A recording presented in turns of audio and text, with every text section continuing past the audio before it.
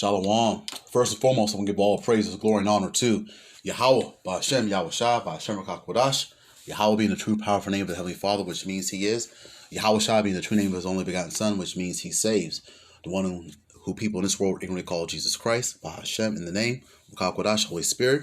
I want to give double honors to the elder apostles of Great Millstone, along with the bishops, regional heads, and elders who rule well. Citations are much love. The rest of you, sincere, Aki, and pushing word of truth and sincerity. Just the cleric guys are coming to you with another lesson. And I think I'm going to be calling this lesson, the Pittsburgh Purge begins, okay? And basically what inspired me to do this lesson, as you see on the screen, there's a Pittsburgh policing crisis going on. And there's several videos popping up on YouTube, left and right, about what's going to be happening, okay? And it's going to get it's going to get crazy. And hey, another reason why this hits close to home for myself is because, hey, this is my birthplace. I was born and raised in Pittsburgh, okay? And so I just want to bring out some information that I've known about this particular place. And boy, when you're up there in Pittsburgh in the Appalachian Mountains, man, it's a different breed of Edomites, so-called white folk, and it's also a whole other different breed of Amalekites, okay? So-called small hats, okay? And they're also, the Edomites and Amalekites all go back to Esau, their patriarch, all right, their progenitor, okay? But Pittsburgh's a whole nother animal. I mean, I've been down here in Florida for close to 20-something years, going on 21, but being up there, I went to elementary school on the outskirts, mainly like Penn Hills and so forth. It's like the suburb area. And then eventually, by the time I turned like around 9, going on 10, moved to a place called Squirrel Hill, all right, which is Small Hat Central, okay? But these videos are popping up left and right on YouTube, so I just want to definitely share my particular part. And let me just read. Take a look at this, folks. Let me just read one thing here. It's this girl's going to mention it because it's on her particular site, Root Rethinker. But @NWokeness has a breaking news that Pittsburgh police will no longer respond to certain calls and will instead be redirecting people to a telephone unit. Those crimes include thefts, harassment, criminal mischief, burglary, alarms, etc. Additionally, there will be only 20 police officers patrolling the entire city from 3 a.m. to 7 a.m. This comes amidst staffing shortages, and they're saying that going into 2025, they're having a serious budget cut, and this goes all back to defunding the police. But they're having a budget cut where they're cutting at least 50 police officers off of their budget going into the next year, and I want to believe that's going to be 2025. Okay, but they're already making their arrangements, making their cuts now, as far as what they're going to be doing as far as their patrolling times, okay? They're still going to be patrolling, but they're not going to have that many people to respond, okay? And let me see here. I wanted to bring out this particular fact because when you go to the Wikipedia page of Squirrel Hill, all right, you're gonna find that there's a particular opinion that the Civil War actually started here, okay? All right. There's an article on the Wikipedia for Squirrel Hill, this particular community, and this article was written by Helen Wilson, who's the vice president of Squirrel Hill Historical Society. I'm going to read several paragraphs, okay, that she wrote. Okay, some historians opine that the first skirmish of the Civil War took place in Pittsburgh, and this particular article, so like it was titled "Squirrel Hill's Part in the Civil War." So it's very interesting that history repeats itself, okay, and it actually comes back in some cases in the same areas that it had before, because that's what we're approaching pretty soon is the Civil War, okay. Let me read this again. It's titled Squirrel Hill's Part in the Civil War by Helen Wilson, the vice president of Squirrel Hill Historical Society. Some historians opine that the first skirmish of the Civil War took place in Pittsburgh, not at Fort Sumter. In 1860, the U.S. Secretary of War, John B. Floyd, ordered 124 cannons to be shipped from Allegheny Arsenal to 2 forts under construction in Louisiana and Texas. When the news leaked out, crowds of angry Pittsburghers, egged on by soapbox orators, took to the streets to prevent the shipments. They feared the weapons would be used against them if the South succeeded. Their suspicions proved correct because Fort Sumter was fired on only a few months later, and Secretary Floyd later became a Confederate general. Okay. Now, as the nation commemorates the 150th anniversary of the Civil War, Pittsburgh's role in it is rarely mentioned, yet crucial things were happening here, even though it was the site of no battles. Pittsburgh was a major arms and munitions producer and an important army depot. Soldiers and military supplies came through the city to be sent to the war zone. River traffic and railroad lines converged downtown, making it a key transportation hub. The shipyards produced steamships and warships, some of them ironclad. Okay. And that's why you all have, if anyone is familiar with the Steelers, okay, this is at one point, Steelers have become a very strong industry for constructing steel. Okay, and there's also there's a beer called Iron City, okay, or Icy Light. I'm not sure if anyone's familiar with that, but if you're familiar with Pittsburgh, that's the certain beers that they had. Okay, they also have in Steelers, they have the steel curtain, okay, because of the steel industry. Let me see where I leave off here. At least 3 times during the war, fears were raised that the city would be attacked by the Confederates. The fears came to a head when the Confederate Army began to march north in 1863. Rumors flew that General Lee was heading towards Pittsburgh. Mines, factories, and mills were closed, and the workers sent out to build 27 fortifications in the city and surrounding area. Bars were also closed to keep men's minds on their work. At times, more than 11,000 men a day labored in the monumental 3-week effort to build a 12-mile defensive barrier, forts, redoubts, protective barriers, batteries, and trenches around the city. Ain't that something? Okay. If you're familiar with Pittsburgh, too, if you want to look at the skyline, a good movie to watch would be Land of the Dead, Innocent Blood, Striking Distance, Sudden Death. A lot of movies have been made in Pittsburgh. I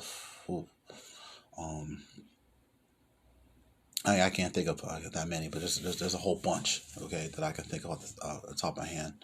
All right. One of the massive fortifications, and the only one that could be considered a true fort, was Fort Black, located in Greenfield High on what is now Bigelow Street. It guarded the Monongahela River approach like the other fortifications. It was built of mounds of dirt. Its walls were about 5 feet high, so soldiers could stand and fire at the enemy. Trenches at the outer base extended the slope 5 to 15 feet more. About 1,800 workers labored on the fort. The story goes that the men set about their work so enthusiastically they dug too deep and couldn't see over the ramparts. Okay. The situation was corrected and cannons installed on timber supports. The fort was never used because General Lee went to Gettysburg instead. Some historians think that if he had attacked Pittsburgh, he might have succeeded because the city, in spite of its importance as a supply depot and munitions manufacturer, was not heavily guarded. In addition to Fort Black, a powder magazine was built down the hill near what is now Beechwood Boulevard. Okay, and I used to live on this street. Okay. The sturdy brick building was used as a stable for racehorses after the war.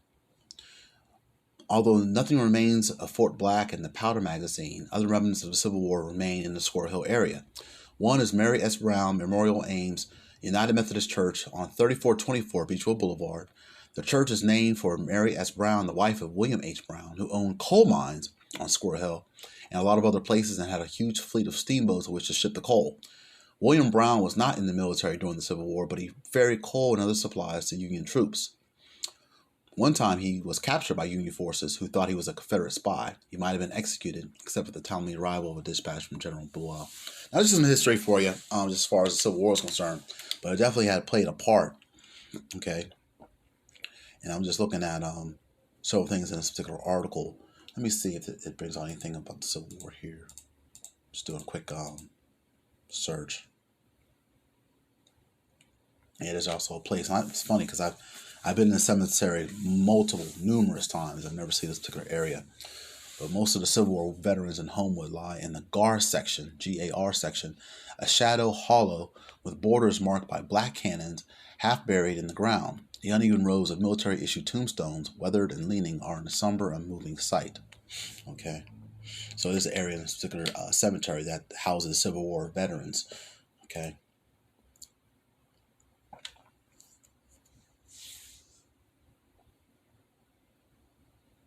me see if there's anything else that says anything. But it's very interesting, and it needs to happen, to be honest with you, because this place was a real thorn in my side growing up. All right, the different schools that gave me a hard time, and these different small hats that gave me a hard time as well. Okay.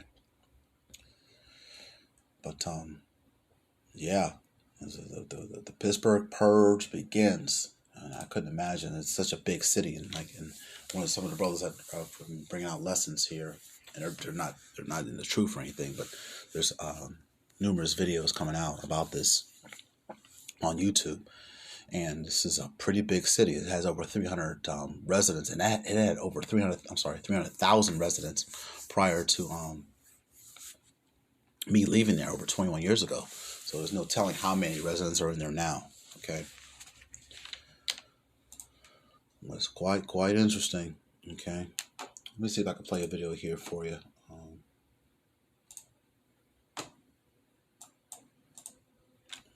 Pittsburgh is about to hit a rough patch and folks are getting worried. Starting now, if you call the cops in Pittsburgh because someone's messing around, stealing stuff, or even worse, between 3 a.m. and 7 a.m., don't expect them to show up. Now, 3 a.m. and 7 a.m., it is dark because it's usually getting light around 7:45 due to daylight saving time. So it's dark between those 4 hours. Like they said, no police is rolling up for theft, harassment, criminal, mischief, or even burglary. So we have a tweet from @InWokeness basically saying, breaking, Pittsburgh police will no longer respond to certain calls and will instead be redirecting people to a telephone unit. Those crimes include theft, harassment, criminal mischief, burglary alarms, etc.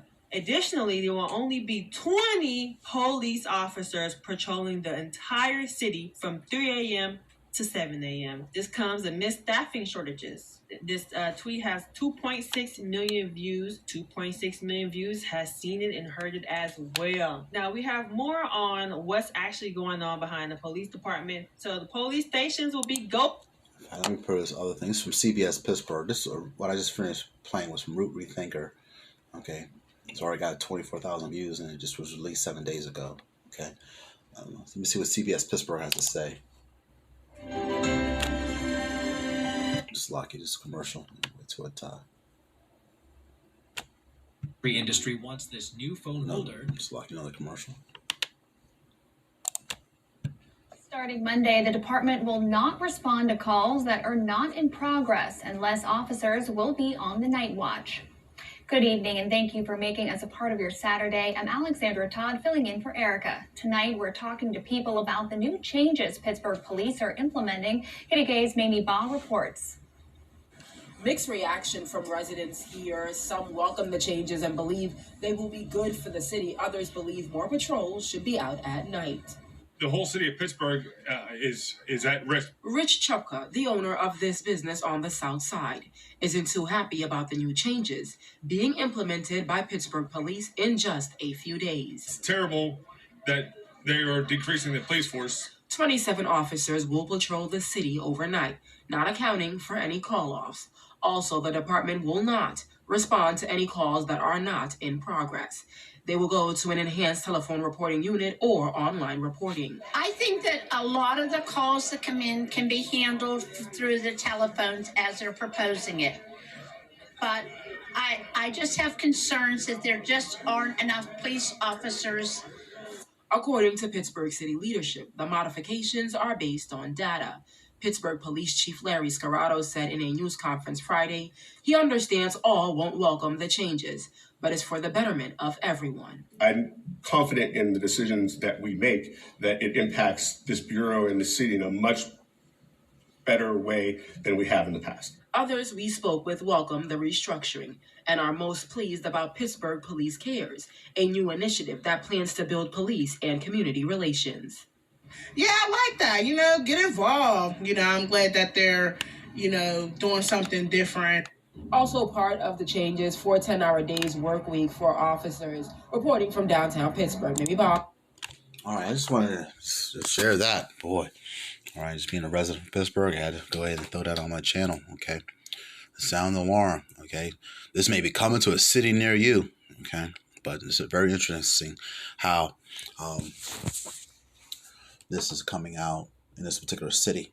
Okay, but this is actually what the elites want. The top banking families of Esau Edom. Okay, they want to order out of chaos. Okay, so they can bring about their particular solution. All right, it's just problem reaction solution. Okay. If anyone has any scriptures, I can throw it in my comment section. I didn't bring any out, but let's go ahead and, since I'm on that subject, let's go ahead and bring out some. All right, because there would be sedition among men.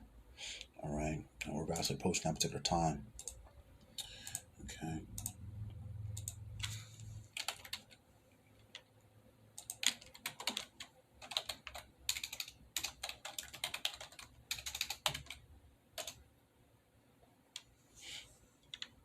Okay, let's go into the Apocrypha, okay? Let's do 2 Ezra, chapter 15, verse 16, okay? It sums it up right here, right? For there shall be sedition among men, and invading one another. They shall not regard their kings nor princes, and the course of their actions shall stand in their power, okay? So this is what's going to be happening. This is predicted by Ezra a while back, all right? And this is coming to America, okay? And Lord willing, this does start back up in Pittsburgh and just fans out into other cities of Babylon the Great, aka America. Okay. All right, so I'm just going to end it on that. I just wanted to share that. Lord willing, this lesson was edifying. I want to give all praises to Yahweh, Ba'ashem Yahushua, who gives me the strength and the spirit to continue to strive and endure these last days. Shalom to the hopeful elect, and Lord willing, on to the next video.